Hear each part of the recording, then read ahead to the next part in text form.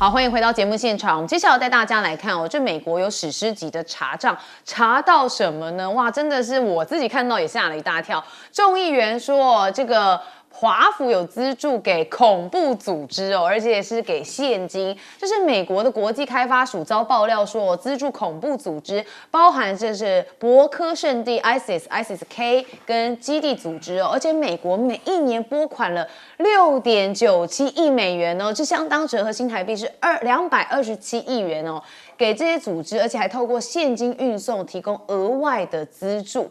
好，现在共和党籍的这个众议员派瑞就说，这纳税人的钱正在资助恐怖主义的这件事情必须赶快停止哦。那川普则认为说，这国防部的预算中可能还隐藏着数十亿甚至数百万美元的诈欺跟腐烂的这个福报的状况。好，但我自己个人认为哦，这川普不是没有当过总统哦，这件事情不会是在拜登任内或是民主党才有，所以他或许该这个检讨一下自己。好，不过当然，美国空军时报也曾报道说，第60空运中队的 KC-10加油机的专用咖啡杯哦，这个2016年来是大幅上涨。我们先讲一些比较怪异的哦，像是军方哦，当年仅买了25个杯子就花费了3.2万美元，然后就说这又是塑胶把手容易断呐，然后3年内又花了5.6万美元来维修，哇，不知道什么昂贵的杯子哦，就一直推高成本。好，那马斯克现在不是效率部的吗？他曾严厉的批评说 F-35战机的项目哦，又说它的性价比最差的军事项目，那终止 F-35计划，他认为实际上每年就可以省120亿美元哦，哇，这可以随便乱终止吗？也是可以再来讨论一下。好，但是呢，我们知道美国这边哦，他们有这个在苏伊士运河这个货轮 AIS 哦，保持一个开启的状态。美国的这个航母跟商船发生了碰撞。好，中国大陆这边哦也做了3D 的还原这个碰撞的过程哦，就说呢这个美军航母哦就没有开启这个 AIS。事故后照片也显示说，货轮疑似哦是右舷跟美国的航母一侧的甲板下的舰艇发生了碰撞，造成了船体的一个伤害哦，这是中国大陆做的一个3D 还原碰撞的过程。好，当然哦，这个苏伊士运河是一个非常重要的航道嘛，所以出现了这个重大的海难，会不会对航运造成了影响呢？而且作为核动力的航母，这发生碰撞可能会有一些核安的风险。再来就是美国空军哦，不只是这个航母，空军最近也是空难不断哦，积温不断。美国在川普2.0上任之后，我看到这内部真的是大不平静哦，包含了之前这个加州先是有野火的这个肆虐嘛，现在又面临了严重的土石流，所以相关的画面我们带大家来看。那像是德州的南部哦，接近美墨边界的地方哦，在深夜也发生了规模5.0的极浅层地震。然后还有呢，西维吉尼亚州哦，维吉尼亚州跟肯塔基州以及阿肯色州还有田纳西州，数十万名的居民哦，处于洪水紧急的状态哦，而且收到了警报。密西西比州、田纳西州西部还有阿肯色州的东南部也发布了多起的龙卷风警告，这些都是天灾哦。当然不止天灾人祸呢，我们来看哦，大家对于 Elon Musk 削减成本的举措，所以呢，把特斯拉找不到 Elon Musk 就去找特斯拉，把他们的展厅当做一个目标哦。所以可以看到，它大幅削减哦，也让抗议者聚集在美国各地的一个特斯拉的展厅外面来抗议它的大幅度削减哦。那甚至特斯拉工厂外也有抗议者举标语说哦，这拔掉封马斯克的插头，还有说停止政变，还有驱逐马斯克的相关标语哦。可见蛮多民众对于马斯克的相关效率部的这个举措蛮愤怒的。好，当然我们要看到海外也有很多地方掀起了一些反美潮，包含是加拿大。好，加拿大之前被川普说要变成我们的51州啊，甚至也要对它课关税哦，现在稍稍延后一点点。但是哦，也有温哥华市中心的美国领事馆外，我们就看到了，抗议者挥舞着加拿大国旗哦，而且说这个强大独立的加拿大要求川普下台哦，因为像是卑斯省居民就说，我作为加拿大人，我非常的骄傲，不用你美国来指手画脚啦。好，那也有数千人哦，这蛮多人潮的，游行到了美国驻伦敦的大使馆，他们抗议川普对加萨地带的种族清洗计划，而且说这被认为是非法而且残忍的。有一名87岁的大屠杀幸存者就说，美国总统永久迫使巴勒斯坦人要撤出加萨，这是一个很不道德而且非法、不切实际而且荒谬的一个决定。好，那我们也看到，对于非法移民，就川普非常的希望能够有所作为嘛。这个有第2架的，再有116名印度非法移民的美国军机降落在了阿姆利则所以他们这个旁遮普邦首席部长就批评说，哇，这个中央政府允许美军机将这个被驱逐者运送到这边，真的太荒谬了。好，那川普也会晤了印度的总理莫迪。我们最后带大家来看一个画面因为他有抱怨印度记者。我们先来看一下。Last few years, we have seen several groups in the U.S. raising anti-India voice, calling about separation terrorism activities in India. Do you think that should continue here in the U.S. as well? You're going to have to go louder. Mr. President, people in India would be welcoming your decision to extradite Tahabur Rana to... I can't understand a word he's saying. 我觉得蛮夸张的这一位驻美印度记者提问有关在美国反印度活动的问题，他不知道是不想回应问题呢，还是怎样，他就说，你这个我听不太懂，说他口音太重一个字也听不懂，直接跳过说下一题。哇，真的，川普的白人至上主义完全展现在这个记者会场合。好，所以我们首先要问彬哥，哇，整个美国大乱啊！其实这个 USAID 它会资助这些地方，大家觉得很奇怪吗？实际上，我们过去很多年都一直在讲，美国其实这些恐怖组织，大部分全世界上的恐怖组织，大部分都是美国在培养。那现在美国人自己终于发现，所以这就是美国就是世界的乱源，这是全世界都知道的事情，只是美国人过去不知道而已。那现在美国人自己也发现，原来就是你们在搞这些事情。你看这种什么伯克圣地啊、ISIS 啊，这些都是美国自己认定的恐怖组织啊。就是你自己认定，你自己还去资助他。那美国为什么要做这些事？美国无聊吗？不是，美国就是希望这些组织在全世界各地作乱，因为当这些组织在全世界各地作乱的时候，美国的军事力量就可以介入，美国就可以赚到利益。这就是美国人一直在做的事情啊。所以我觉得他揭发这个东西，美国人自己要去正视，过去到底有多少坏事、肮脏事是你美国人干。实际上，我们过去也讲过了，包括以前的伊拉克的海珊。然后包括宾拉登，包括世界上一大堆的这些恐怖组织，当初是谁在培训？是 CIA 在培训，都是美国人自己在训练他们，然后自己让他们作乱，就是这样子而已啊。那马斯克当然他上来雷厉风行，他还找出了很多问题。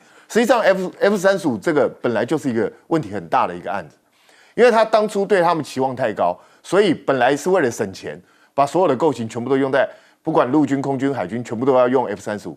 然后就给他施加了太多的各种不同的设计变化，就造成了他其实问题重重。其实 F-35现在陆陆续续在各国使用，都发生了一些问题，所以马斯克会认为这是个有问题的案子，是个浪费钱的案子，其实没什么不对。但是问题是，好，你现在把 F-35停下来了，那美国第6代战机的计划什么时候要出来？那难道美国现在不补充他的军事力量吗？所以这个对美国来讲也是个大问题，他怎么去解决？那最近这几年呢，其实你可以看到。美国自己也面临兵源不足，所以他们每一次，包括航母啊这些，在海外的滞留时间越来越长。为什么？因为没有人可以替换。那也因为这样子，造成了包括他们军纪也好，或者是整个训练也好，都出现一些状况。那这次在苏伊士运河，你一个航母会去跟货轮发生撞击，这个听起来是很不可思议的。因为航母跟货轮都是非常巨大的东西，你们彼此都不知道对方要经过这里吗？怎么可能？对不对？那到底是发生什么事情？所以这不是开不开 AIS 讯号的问题，而是这2条船应该远远的彼此都发现对方了。那为什么都没有停下来？双方就硬要这样过去。所以我觉得这个恐怕有在检讨的必要。然后美军这几年其实除了这些事件之外，其实美国海军就是轻生的人数也大幅提高，所以他们军队内部肯定出了什么问题。我觉得美军如果没有办法尽速正视部队内部的问题，恐怕他的战力会直线下降。因为部队内部如果士气不振的话，这个军队根本很难打仗。那至于说天灾这种东西，美国本来是个大国嘛，天灾一定会很多，就像中国也到处都有天灾一样。因为你的疆土领域大，天灾就一定会多。这个其实这个是没有办法的事情。可是人祸呢？你看美国很多天灾后面伴随的人祸是什么？比如说之前洛杉矶大火，我们就发现多少人祸。那现在美国也是一样，因为美国的基础设施这么多年来一直持续没有更新，所以发生天灾的时候，它的应对的效率就越来越低。这就是美国自己要想办法去解决的问题。那当然，现在又上来川普这样的一个到处得罪人的总统，特别是刚刚看到那个对印度人直接去嘲笑他的口音，我真的觉得川普可以再得罪人再多一点，你用力干嘛？好，因为他讲说 tough accent 哦，所以这对印度人来说有一点羞辱哦，这不止羞辱欧洲人，还要羞辱印度人。大使，不过印度人自己要怪自己，他那个以为他那个是讲英文吗？对不对？他那个口音那么重，大部分人都听不懂印度人讲什么英文啊。好像嘴巴里面含了一颗那个橄榄的那个核，哈，没有吐出来。可是会不会是因为他们的发音的关系？对啊，所以他讲的不是英文啊，所以他以为他讲的是英文啊。所以这个我觉得印度人他自己要走到国际场合的时候，他那个讲的不是英文，人家听不懂就不是英文，所以英文还是有标准腔啦，英文大概就是以美国腔为主了，对，所以那个印度记者说实话，他那个英文别人听不懂，他自己应该找翻译，对，要不然真的印度人讲英文的时候，很多人都听不懂，不止川普比较直接一点。他说我一个字都听不懂，不会有一天英国人讲哦，川普也说我听不懂，因为你不是讲美国。是没错啊，所以英国人他自己到这种场合的话，说实话，他们应该找个美国人帮他翻译一下。好，大使要帮我们讲，他不能假设他讲的就是英文了。好，那整个局势美国的这个国土大啊，天灾当然是无法避免的啊。那问题美国的出在就是它的救灾体系的问题，对不对？还有它的预先防范的问题。那像这个加州的这个山火的问题，川普已经指出来是预先防范不足啊，水源要他去调度，他不去调度啊，然后他们那个 LA 的那个消防局局长全部外行啊，对不对？他只注意那个所谓的那个性平的问题，他根本没有专业嘛。然后他们的市长也不称职啊，人家跟他讲说要烧火了，你不要到那个非洲去了，他仍坚持要去。所以它整个是一个防灾体系啊，不管是人在心理上，还有实际的物质上的他们的准备都不够，所以美国很多东西习以为常，以后啊他就不晓得别人比他进步多少，对，那所以就变成就是说，其实美国这些历年来这个灾民也蛮惨的，可是美国是社会大主人，他也不在乎啊，很多人房子烧了，房子被毁了以后啊。他也没有得到赔偿，就变成什么？就变成无家可归嘛。那美国也没有足够的社会福利制度去救济，所以这个国家事实上很多时候真的，他老百姓有时候说穿了就是自生自灭了。对，你有时候你无法相信，如果美国这个社会是有社会制度的话，那你去看美国的大城市，那些游民从哪里来的？那游民怎么会产生啊？对不对？所以它那个数额之庞大，让你真的难以相信。这里面就跟他们这些整个的体系，我觉得美国这个体系是应该要大修了。可是川普的修法呢，是不是对？也许是对，因为美国你看内部这些投资都不足的时候啊，他们还拿钱去资助这种国际恐怖团体，对不对？你像比如说基地组织，我们都知道宾拉登最后怎么样？宾拉登最后就把美国的这个资本主义的这个经典的建筑把它炸掉，就是纽约的世贸大楼，就是宾拉登这个基地组织干的啊。结果办基地组织的是拿美国的钱，你说这个事情美国是不是要好好去反省一下？另外这个叫这个另外一个叫博科圣地，大家都不知道这个组织在哪里？这个组织在乃吉利亚。乃吉利亚跟美国有什么冲突？美国也去支持那个地方的恐怖组织，所以真的这个用心不正最后就反噬到自己国家了。对，就是自尝恶果的情况哦。这个将军，这个96年飞弹危机的时候，那时候美国为了力挺台湾，派了独立号航空母舰到台湾来，穿越台湾海峡的时候，那天晚上台湾海峡大雾茫茫，然后美国独立号航母的舰长坐在舰桥上面。突然，这个值更官跟他报告说，前面发现一个灯号，有一条船在那个地方，向我打灯号。那舰长就跟他讲，你告诉他，叫他让开。就值更官去打那个灯号，叫他让开。就值更官回来跟他回报，报告舰长，他说他不让，他叫我们让开。哇，那独立号我是航母舰长啊，就马上跟他讲说，这个你告诉他，我是美国这个这个美国这个航空母舰独立号叫他让开，结果他又打去打灯号，结果对方回了他的灯号是什么？这个我是吉贝岛的灯塔，你要不要让开？随便你。当然这是一个笑话了哈，可是你会发现，美国这艘航空母舰这个杜鲁门号会在这边碰撞，是不是就等于是完全就是一个军事上笑话？你航母来讲，你自己把 AIS 关掉，我在这个特别讲一下，你这个 AIS 关掉，你好歹我们停车故障停路边，你会打个双黄灯吧？那你连双黄灯都不打，那你让人家的船过来，对方那条船有开这个 AIS 哦，那你的值更官在干什么？这个你把 AIS 关掉，你让对方看不到你。那天是晚上11点钟，他在那边等着要过苏伊士运河。那这时候突然人家对面的船看不到你的这个 AIS 信号，他当然就往前面开。等他看到你的时候，已经来不及嘛，因为你不但没有开 AIS， 你也没有挡住。我跟各位讲哈，这是有多严重。如果说这条船是恐怖分子，是这个胡塞组织来讲的话，这条5万吨那么大，它里面只要装1万吨的 TNT 炸药，就把你这个杜鲁门号炸掉了，那有没有可能？事实上已经发生了，只是说这条船它只是一般的商船，它不是恐怖分子的船。那如果说是像这个恐怖分子开一艘带这种船可以靠到你那么近，然后甚至跟你发生碰撞。那第二个我在讲哈，这件事情发生之后，你知道杜鲁门号美国11艘航母又少了1艘了。你不要小看这么一个碰撞，美国现在很尴尬一件事情，他要修这艘航母，他一定要有船坞。那现在有没有船坞让他上船坞去修？因为我看到碰撞的地方刚好是飞机升降机的地方，是水线以上，可能人员没有伤亡。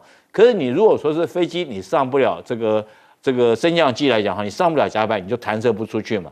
所以我认为这艘杜鲁门号可能要回去修，这一修好最少是2年时间。那试问一下，现在在红海，如果说美军没有航空母舰的话，那你怎么去力挺以色列？不要小看这一件事情，对整个中东的变局都有很大的影响。从这个商船碰撞跟航母之间哦，可以延伸到以色列这边的局势发展。好，我们休息一下，马上回来。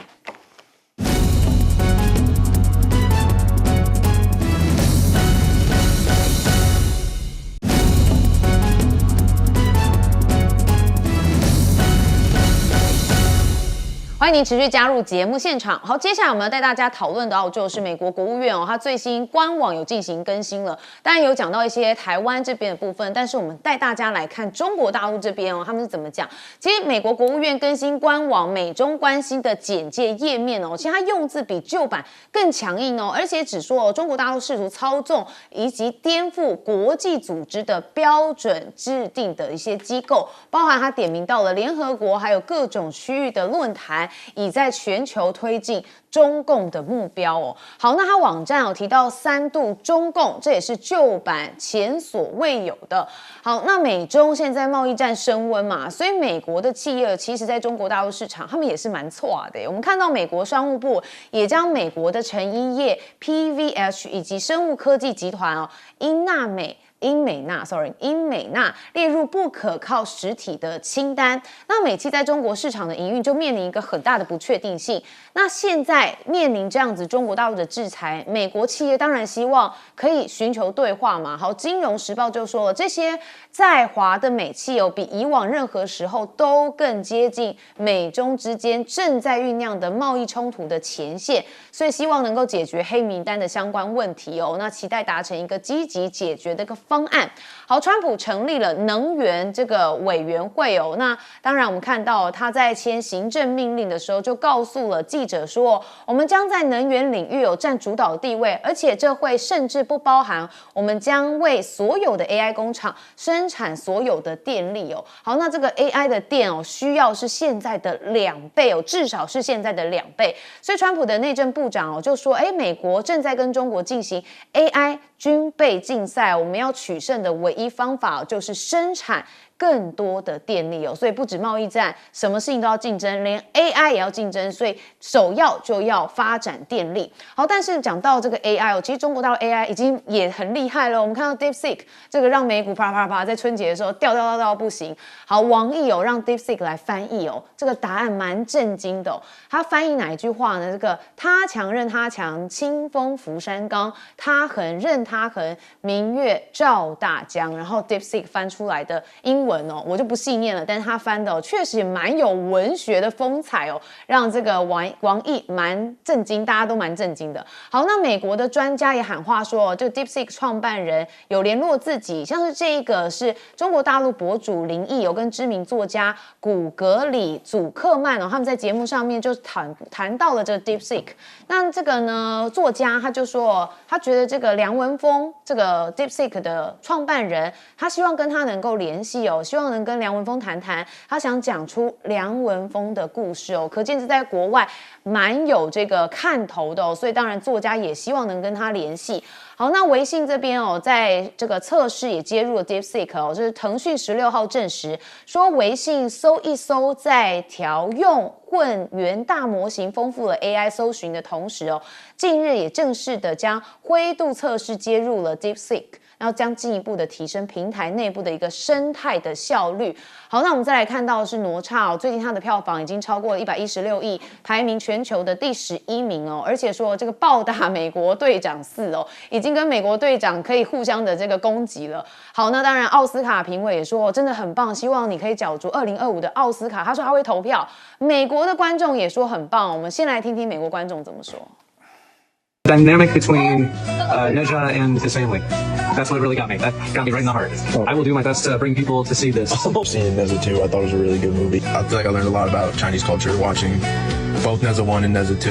I thought the story was a lot more interesting and the visuals were just a lot more stunning. I hope more people in America give it a chance. It's a really good movie.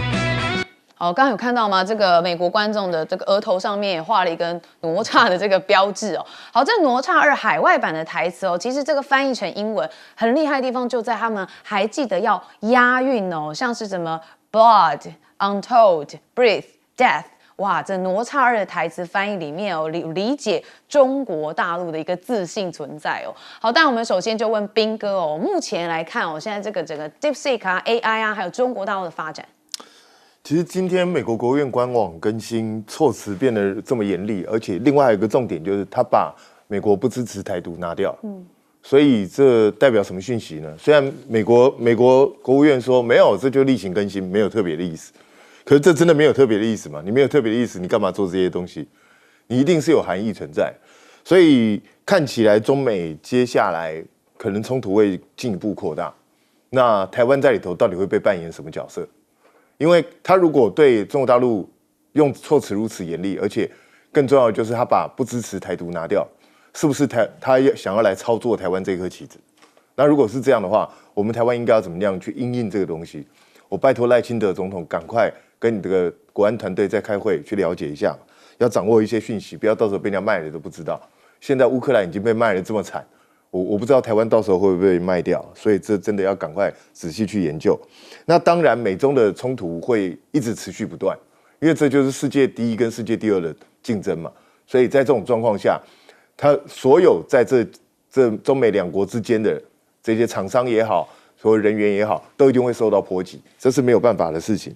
那可是川普，你看，我觉得川普还是很厉害，他马上说我们要直接成立这个 AI 的这相关能源委员会，然后来强化它的电力的供应，这是很正确的啊。因为我所有人都知道 AI 产业你要发展，你必须要有源源不绝的电力。你没有电力的话，你根本做不了什么 AI， 你也想都不要想。结果我们台湾现在也在跟人家说我们要发展 AI， 结果我们的电从哪里来？根本不知道，我们还在废除核电，这不是反其道而行吗？所以我真的觉得。我们的政府，你真的有心想要发展 AI 吗？人家都已经是美国爸爸的示范给你看，应该怎么做，然后我们还不要做，那所以我真的不懂，我们到底是真想发展，还是根本就只是骗老百姓？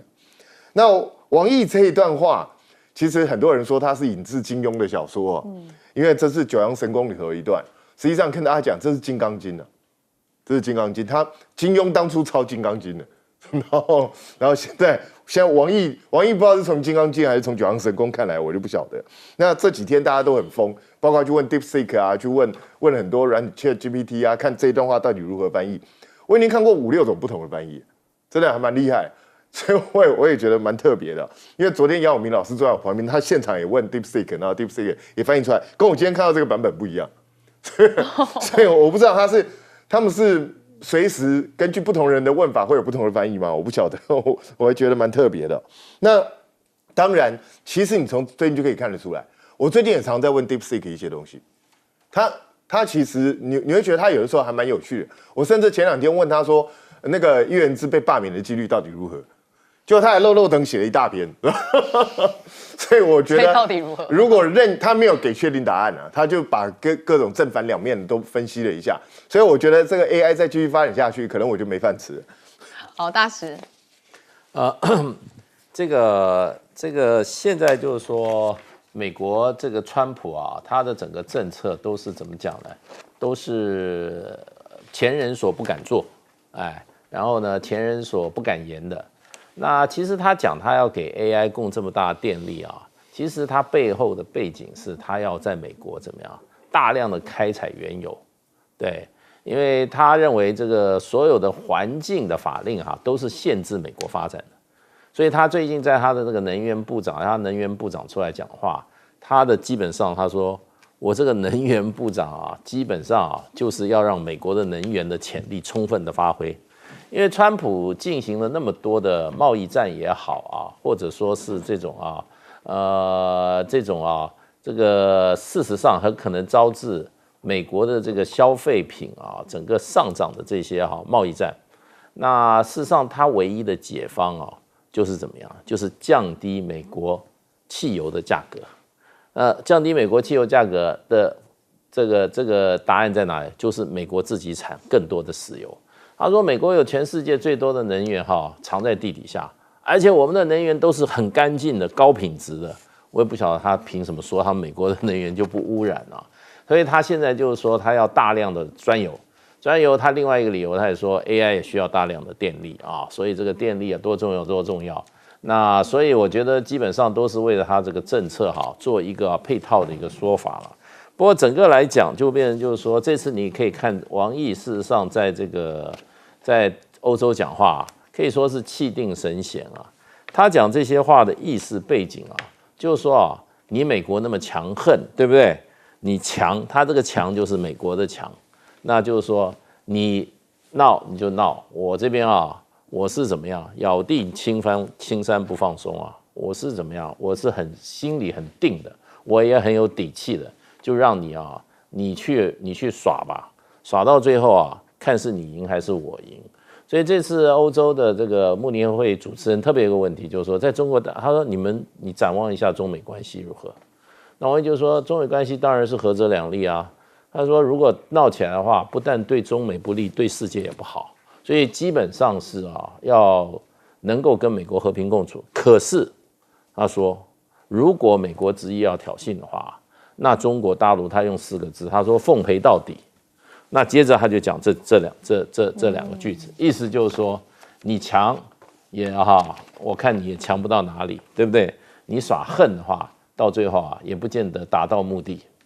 好，怪不得要叫 DeepSeek 来翻译一下，不然美国人听不懂。好，将军，这个过年的时候 ，DeepSeek 刚出来的时候就有朋友叫 DeepSeek 帮我写了一首长头诗他真的会作诗你各位可以看一下，你看他长头诗写的内容我详细我不念了第一句，但是第一个字将军春节喜庆团圆这个还都有押韵，所以他真的会写诗。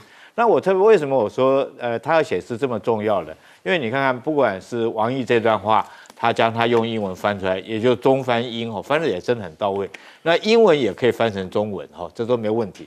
那为什么可以做到这种程度？因为这个梁文峰他那个139个这个他们那个工作的这个团队里面有很多各种人才，他不是只有理工的人才，也不是只有 AI 的人才，他有一些甚至于是文学的这种顶尖的人员在里面。所以他提炼这些资料里面有包括中国文学历史文化的东西都有，元素都有。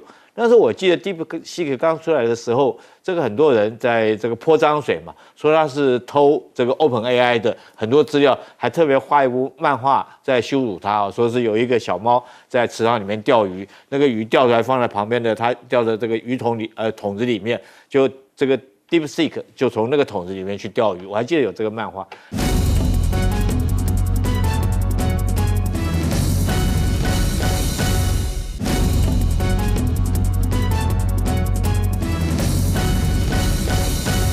川普的贸易战呢，是不是损人害己因为他现在是在学拿破仑吗？效仿拿破仑的名言哦，说救国家就不是违法。这个是川普啊，他在他的社群网站发文说，拯救国家的呢，并不违反任何法律。这是不是在暗示，在面对多重法律的挑战之下，他将持续抗争，针对他总统的行政权力的限制呢？当然了，现在呢，川普的关税来势汹汹，很多的这个贸易顺差股呢，可能会成为首波的目标，包括了中国。中国呢是对美贸易顺差最大的国家，去年啊，美中贸易啊这个逆差达到了2954亿美元。再来是欧盟，欧盟的这个贸易逆差也达到了2356亿美元。那作为欧洲的最大经济体哦，德国是848亿美元，位居第二。意大利呢，则是440亿美元，排名第三。那美中贸易现在贸易战升温的话，美国企业在中国市场现在是前途未明啊。这个是中国大陆的商务部啊，将美国的成衣业者PVH 以及生物科技集团这个美纳列入了不可靠的实体清单当中。那它旗下呢，包括 CK 啦这些知名的服装品牌哦。现在呢，美国企业在中国市场营运面临的一些不确定性。那许多的美国企业不愿失去中国市场，都表示正与有关方面在对话当中，希望能够解决被列入黑名单的问题，期待能够积极的来解决方案。所以，像美国企业是非常紧张这件事情的。那再看到汽车关税德国、日本、韩国会不会跟着紧张起来了？因为现在美国呢4月号要开征这个汽车的新关税，那德国、日本跟韩国现在会受创非常的深。川普多次强调，美国汽车出口在国外市场受到不公平的待遇。那现在包括了德国的福斯汽车它公司在美国约有80%是来自进口的。韩国的现代起亚在美国的销量65%也是来自进口的。所以现在关税大刀要砍向汽车，日本媒体也很担心日本会受到重大的影响因为日本每年销往美国的出口品项当中最多金额的就是包括了自小客车还有卡车在内的汽车。2024年一整年出口金额达到了6兆261亿日元约新台币1兆2000多亿，占日本的整体出口额来到了28.3%。那韩国的部分来看到，川普如果汽车关税砍向南韩的话，营业利润会大减900亿。去年南韩出口到美国的汽车高达了153万辆，大约是52兆的韩元，大约是1兆1000亿台币。那现在也会受到一些影响。所以我们来看到，现在肖兹要会见王毅谈到电动车的关税希望能够赶快解决经贸的摩擦。王毅怎么说呢？赞赏德方在对欧盟以及对中国大陆的电动车关税问题上呢，保持理性而且务实的态度。那肖兹怎么说呢？反对保护主义不赞同开打关税战。那希望呢，欧盟跟中国大陆能够尽快妥善解决摩擦的问题。那除了这个关税问题之外呢，接下来就是 AI 的科技大战了。现在中国大陆要迎来高光的时刻了嘛？因为科技战要赢大陆现在川普呢设立了能源会，要提供 AI 庞大的电力来因应他们的需求。但是川普你对半导体课征关税，现在美国媒体也担心说 AI 的竞争恐怕会功败垂成，因为如果以50%的关税来做评估的话这个如果这样计划会受到受限的话，成本也会增加，大约会增加1000亿的美元情形那我们再来看到这个 DeepSeek 带望陆科技的企业，环生指数呢也出现大反攻的情形拥有阿里巴巴、腾讯、小米等这些科技的这些企业的港股，截至14号收盘，环生这个科指内大涨了23.7%。好，那再来呢，这个 DeepSeek 带火辉达的 GPU 连这个库存净销售的型号都被抢购一空，供不应求了。那再看到现在包括了这个微信接入 DeepSeek。真正的王炸组合出现了，腾讯说正式的这个正在测试用户可以免费使用所以这个王炸组合呢，现在很多的网友呢也非常期待。再来，这个 DeepSeek 有没有可能新能源车也会来做使用？现在也引发大家讨论，因为包括了比亚迪的高阶智慧驾驶系统天神之眼将是自动驾驶领域 DeepSeek 的时刻。那现在呢，把深奥的搞懂价格昂贵的先进技术下放到低价或是免费的产品上面哦，这个可以造福非常多人。先请教杨老师，杨老师怎么看现在的川普的情况？川普总统再上任满月，是他已经推动这个2.0的关税战。1.0的关税战其实主要是针对中国大陆，那有一点钢、铝跟洗衣机，但影响不大。2.0现在1个月啊，已经针对矛头指向全世界，而且我把它分为4大类，现在都出现。第一大类就是中国，这个10%的额外10%的税已经从2月14号开始，中国大陆也反制。第二大类就是加拿大、墨西哥，那在2月4号它延后了1个月，所以到3月4号，我们看这个25%会不会真的磕下去？是。第三大类呢，那就是我把它叫做关键产业的进口关税，这个就很多了，是它已经针对的就是钢、铝啊，25%划一道线这样下来，影响到了欧洲啊，然后呢加拿大、墨西哥跟南美洲的国家。接下来你看到它这个汽车，对，美国的汽车，它的统计数字有1/4是进口汽车，这个不包括从加拿大跟墨西哥进口的哈，因为那个是自由贸易协定，是，所以在北美以外进口的，在美国的这个汽车1/4，那大概美国进口的汽车客车的部分哈，小客车的部分就是 sedan 轿车，是大概是2.5%的关税。那可是欧洲对外来的车子进口，比如说美国的车或日本车进口到欧洲联盟10%的税，日本也蛮高，我们台湾当然就更高。所以它现在这个汽车的部分呢，如果会影响到日本的话，大概日本每年输出到美国的汽车来到了有将近6兆日元，占整个日本出口28.4%，这个不得了。是，韩国也是，韩国也会受到影响啊。因此，这个汽车是一个问题。那接下来还有哪些关键产业？还有2个，他都点名过了，半导体，半导体跟我们台湾有关了。是，还有一个药品，那药品它只蜻蜓点水提到，我觉得接下来他会提到的哈。那第4类就叫做贸易顺差国。那这个贸易顺差国，我们这边有提到了，我们台湾排第几？我们台湾其实大家以为排第6，其实排第5。为什么？因为爱尔兰、德国他们都是在欧盟的这个项目之下，所以在就是说采取关税的报复的情况之下，会提高关税，它不会是以提高德国或提高爱尔兰，因为它这一个整体，所以中国、欧盟、墨西哥、越南就是台湾了。是。那因此，我们台湾去年对美顺差是739亿美元，那相较于2023年增加了55%。其实很简单，因为美国人要买一大堆我们的半导体。对。但现在呢，你看到台积电被这样子压迫过去，要去把在亚利桑那的要增加投资，甚至我觉得最后有一天亚利桑那会跟台湾的切割到美国的纳斯达克上市，那就真的变成美积电。然后呢，现在要求台积电去协助 Intel。变成 Tintel， 也就是技术协助，他把台湾的技术偷走。不过我跟你讲，台积电帮 Intel 去做，也打不过台积电在台湾帮 AMD 做的晶片。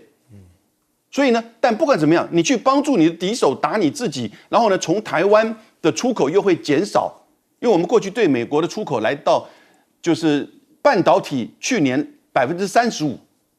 那你觉得如果现在在美国的亚利桑那出货的话，那台湾出货就会减少嘛？对，所以我们的出货减少就影响到我们的 GDP， 影响到我们的所有，影响到我们的出口贸易，影响我们 GDP， 影响很大耶！啊，这个时候你还说国防预算要增加到3%，增加2000亿，对不对？你整个缩水了之后，你还增加了2000亿，2000亿是70亿美元。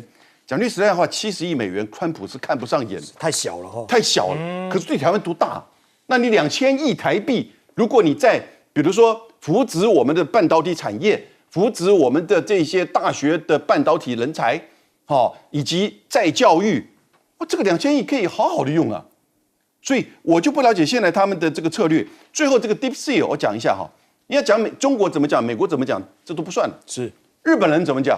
日经在3天前，日经新闻呢，他说日本 AI 研究第一人是怎么样评价 DeepSeek。那是东京大学工学院的教授，叫做松尾峰。他说 DeepSeek 很出色，性能跟营运呢和 ChatGPT 接近。然后呢，这个 R1 呢，最后展现出跟 OpenAI 01的同等这个推理性能，而且中国已经在论文的 AI 研究数量上超过美国。他觉得中国有这样子的 DeepSeek， 其实是一个很高兴，也就是说符合他整个国家对 AI 重视的发展。是好，请教卓教授怎么看呢？好，我们首先要注意到，川普的这个关税战呢，他把关税其实分为，他要新增的关税大概分成3种。第一个呢，就是这种像对于墨西哥、加拿大，他所提出来说，针对这个芬太尼啊，针对这个非法移民啊，他认为这些他这个外交上他要推动的一些具体的政策，他用关税来作为一种谈判的工具。第二种就是他要针对所谓的不公平贸易行为的这种关税。那像他对于这个钢跟铝，他都有这样子的看法啊。那钢跟铝呢，因为他这个其实他认为说，这些国家可能是有补贴啊，或者它生产结构上是比较有利的情况下，那对美国就构成了不公平的贸易。第3种未来还没有出来的，但未来可能会出来是什么？是针对要提高美国政府这个收入的，因为他这个马斯克要推动这个所谓政府的规模的减少，然后要减税。那么这些都可能会使得这个川普的这个未来的这个政府税收会出现问题，会缩减，然后呢，这就进一步会提高美国这个偿债能力的信誉，所以他必须要通过关税来这个增加收入。是。那现在这3种关税战，它是不分你的亲疏关系的，只要是你被他认为是有他谈判的需要，有不公平贸易行为，甚至是有利可图，他都会收税。所以这种情况当然就会引起整个这个美国的盟友啊，美国的这个朋友们，大家都人心惶惶。那现在欧盟这个问题，其实跟汽车的问题，其实是一个让美国的这个盟友最头痛的事情。因为主要几个汽车出口大国，除了中国大陆之外，很多都是美国的盟友啊，像德国、日本、韩国都是。那因为汽车它涉及到2个部分，第一个它使用钢铝，第二个是什么呢？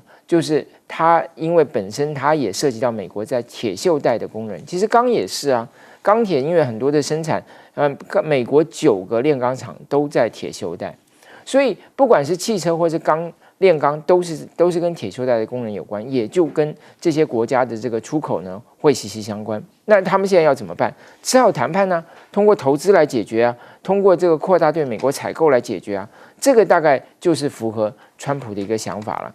那当然，川普现在要他们做什么事情？增加天然气的采购，到哪里去采购啊？到阿拉斯加去采购，这个其实是大家是比较容易忽略的地方。为什么？因为阿拉斯加的这个天然气呢，事实上它的这个生产呢还没有真的开始。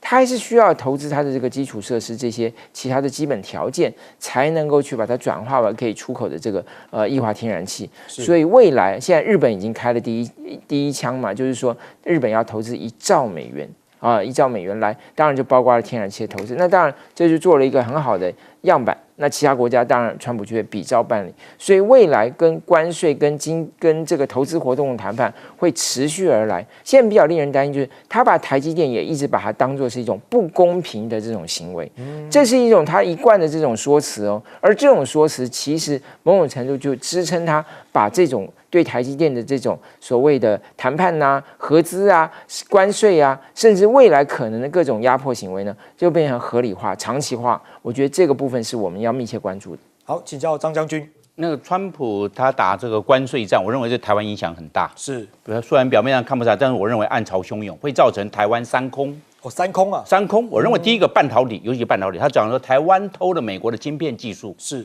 然后他偷了没有，然后到要这个台积电去帮助这个 Intel，那这样的话，整个的我们台湾的这方面的优势。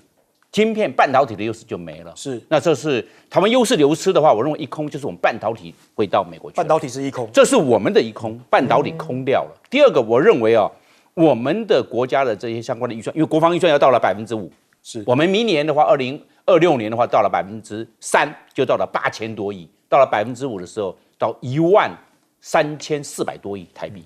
你看看，这是破兆，不得了了，已经就破兆了嘛，13400多个亿，不得了的事情。那这样的话会造成我们台湾这方面的这方面的我们讲我们的资金，中央政府的总预算空掉了，因为怎么已经买武器了，就用掉了。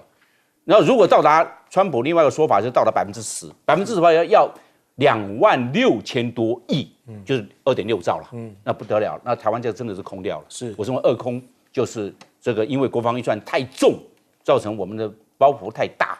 第三个，我认为它加关税，因为去年的时候，我们对美国的贸易顺差是739亿美元，所以川普认为我们赚太多，台湾钱太多了。那这样的话就加关税，一加关税的话，外资就会跑掉，因为加关税的话，卖到美国东西贵了，那就没办法，你就会对美国的顺差要降低啊，到美国贵了，到美国贵的话，那外资跑了，那我们台湾的这个本地的这些资本家，他也要到美国去了，是，那台湾的整个就业市场，台湾会变成空洞化。那因为我们台湾是以外贸为导向，所以我就认为这第三空啊，会让台湾本土的产业会被掏空。是，好，我们再看到就是现在美俄针对这个乌东形势，这个乌俄形势要搞小圈圈了吗？因为现在呢，美国要结束乌俄战争，但是川普啊高层将赴沙烏地阿拉伯进行谈判，包括了像卢比欧以及瓦尔兹以及魏科夫大家要进行到沙烏地阿拉伯进行谈判。但是泽伦斯基怎么说？他说啊，没有看到任何邀请乌克兰跟他国特使会面的一些消息，难道他是被排挤了吗？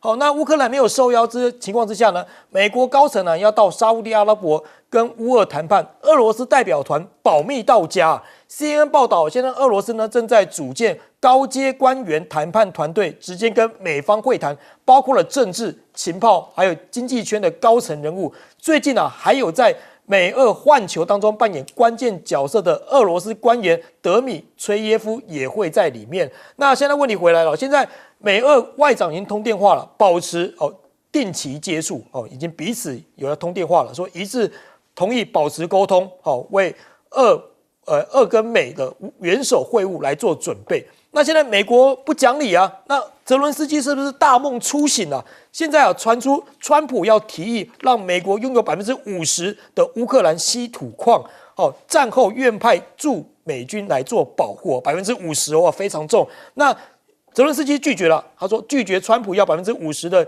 稀土协议啊。泽伦斯基说不符合乌克兰的利益原则，所以看起来好像泽伦斯基开始醒过来了。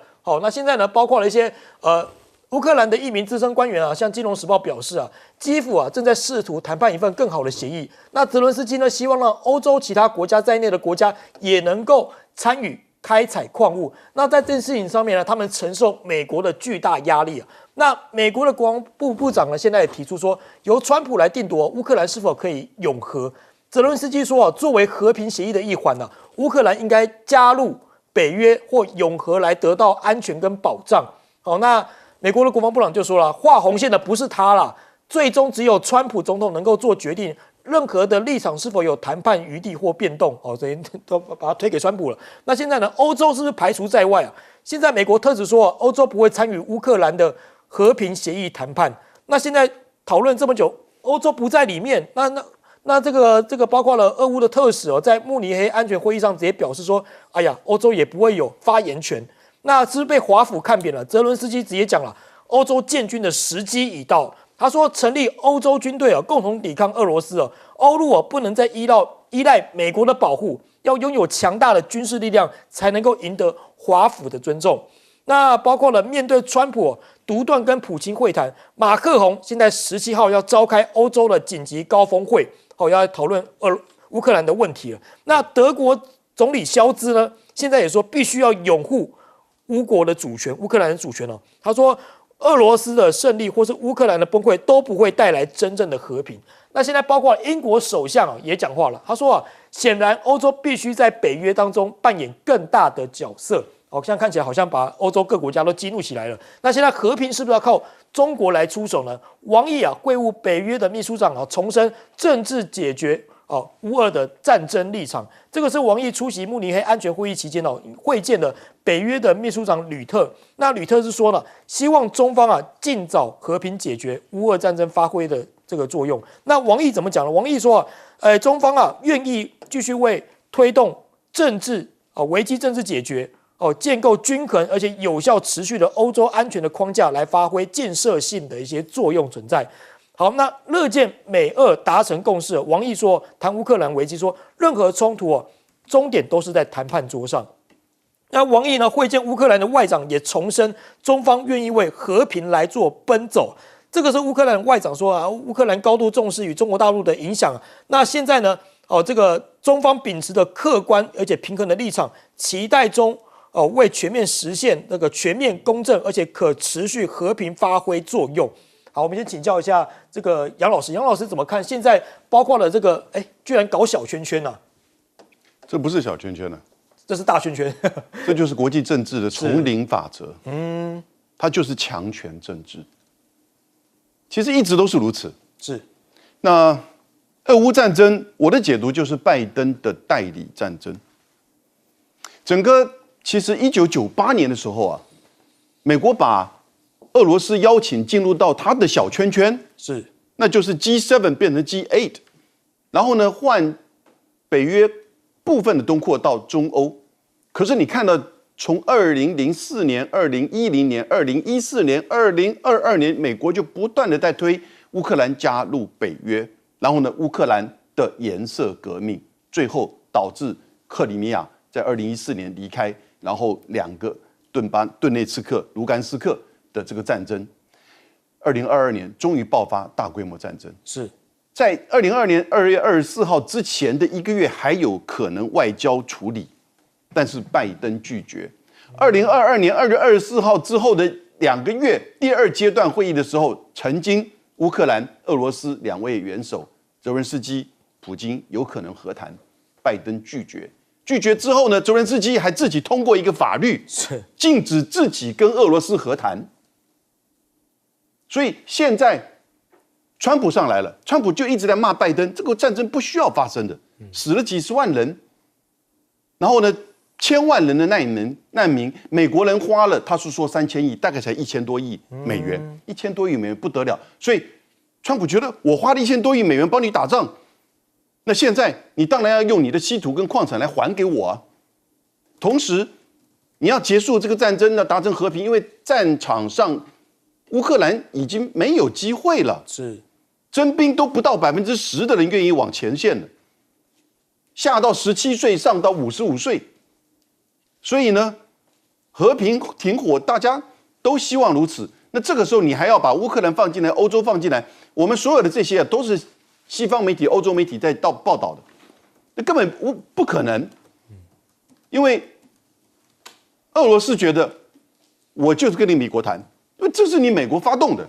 所以呢，川普上来之后，他现在提的要求哈，我承认你克里米亚，我也接受你在顿内茨克、卢甘斯克的地位。但是你能不能够考虑，我甚至可以废除这个经济制裁，停掉经济制裁美国方面的，但你是不是可以考虑，比如说像是扎波罗热、赫尔松能够退出，也就是他现在所占领的这个占领线能够缩小一点，这是他们现在谈判的，也就是马上的这个重要的重点，是，而不就只是简单停火，目标应该是在4月20号的时候呢，会达成一个停火。那他们也希望3月初的时候，川普和普京到沙烏地阿拉伯。所以现在你看到，等于是三大最重要的官员嘛。对，俄罗斯这边也是都到沙烏地阿拉伯去谈。然后呢，2个老板就过来谈定了之后，就把刚才讲的这些比较复杂的东西。那可是更进一步，大家关心的是，那乌克兰的安全呢？欧洲的安全呢？乌克兰的重建呢？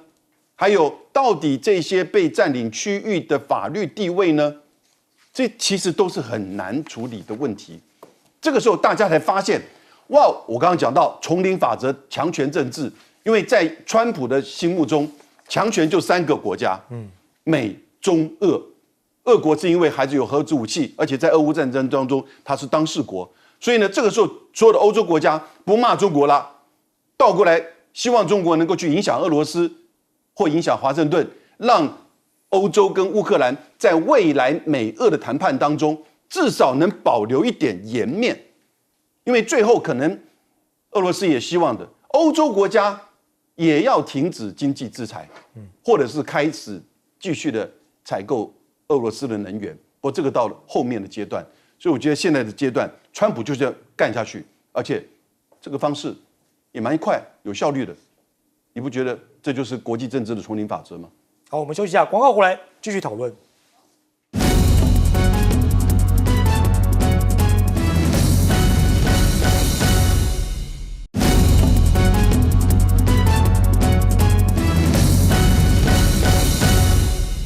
欢迎关新闻大白话，我是罗王哲，来请教一下张将军，怎么看这样的情况？那乌克兰的它的未来由美国跟俄罗斯共同决定，他连谈判桌都上不了。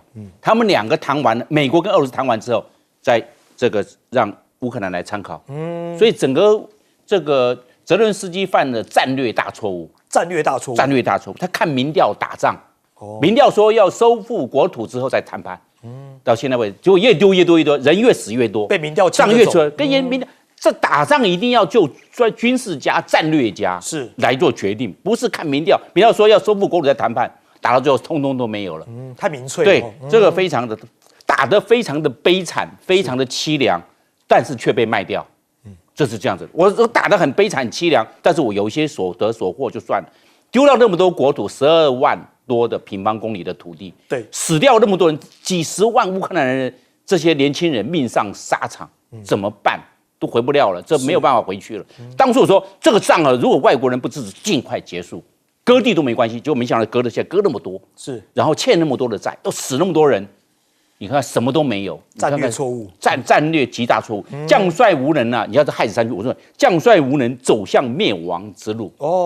你看走上灭亡，真的是这样的。那将来你看。乌东没有了，他现在本土的自己乌西，这个我们要稀土，通通抵押，美国通通拿去，他还靠什么生存？只能做这个小麦、大豆还有玉米了。你看看这个怎么办？年轻人都没有了，连稀土都要被美国这样，稀土拿去了嘛，这没有了，还欠一屁股债，他欠美国3600多亿美元，怎么还？还包括欠了法国、欠了英国、欠了意大利，还欠了德国那么多钱，要加起来5000多亿美元。的话，15万亿，5000多美，大概15万亿，天文数字啊，15万亿的那种新台币怎么还？还不下去了。我讲过，他如果每一年还1000亿台币的话，要还120年，你怎么还呢？一年还1000亿，不是一年还100亿啊，一年还1000亿台币，是要还120年，怎么还嘛？这个国家，他玩大的就玩了，他被卖掉，他被利用。他被人家战略利用，所以他在这个战争上，他没读过《孙子兵法》，是他读过《孙子兵法》没有不一样。我们大家来看，泽伦斯基应该要读来对，要读《孙子兵法》。你看啊，他这些人白白送土，3个没有了，国土没了嘛，国命也没了，那未来的国运也没有了，看不到未来，生灵涂炭，月球表面，所以变成这个国家都被卖光了，所以非常这个战略的错误啊，太可怕了。泽伦斯基啊，这个大概也是目前天下绝无仅有的一个恶例，是一个例子。